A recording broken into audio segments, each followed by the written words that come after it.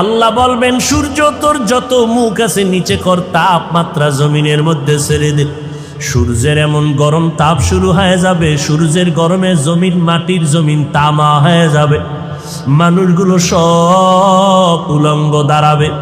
ওদিকে জাহান্নামের আওয়াজ, জাহান্নাম চিৎকার দিয়া বলবে, ও দয়ার মালিক, গুনাহগার গুলো কই, আমার পেটে দাও, আমার পেটে ক্ষুধা, গুনাহগার গুলো, বেনামাজি গুলো দিয়া দাও, নবীর সুন্নাত জবাই করনেওয়ালা গুলো আমার পেটের মধ্যে দাও। এমত অবস্থায় নবী আপনিই বলেছেন, এত কঠিন হালাত যখন শুরু হয়ে যাবে, সমস্ত মানুষগুলো কান্না করতে থাকবে, এমনকি নবীদের কোনো গুনাহ নাই, সেই নবীরা পর্যন্ত নাফসি নাফসি নাফসি বলে কাঁদবেন।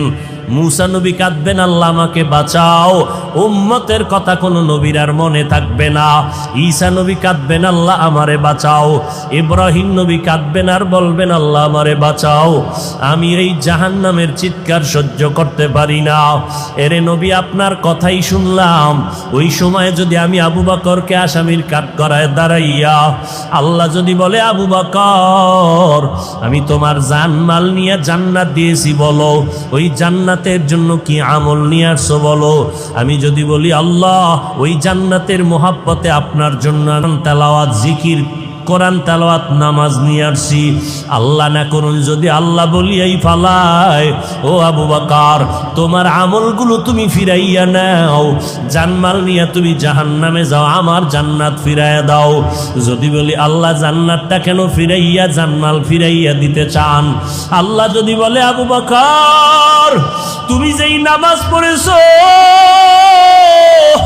যেই তেলাওয়াত করেছো, আমি আল্লাহর কাছে তোমার তেলাওয়াত পছন্দ হয় নাই, যেইভাবে সেজদা দিলে আমি খুশি হইতাম তুমি ওইভাবে সেজদা দিতে পারো নাই, যেইভাবে জিকির করলে আমি মাওলা খুশি হয়ে যাইতাম ওইভাবে জিকির করতে পারো নাই, তোমার কোনো আমল আমার পছন্দ হয় নাই, যাও তোমার জান মাল নিয়ে জাহান্নামে যাও।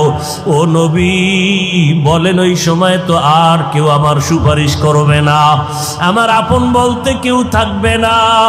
জাহান্নামের হ্যান্ডকাপ আমার হাতে যখন লাগাইয়া জাহান্নামের দিকে টেনে টেনে নিয়ে যাবে, তখন আমার কি উপায় হবে? এই মোরাকাবার হালাতে হিসাবে চোখের পানি ধরে রাখতে পারি না।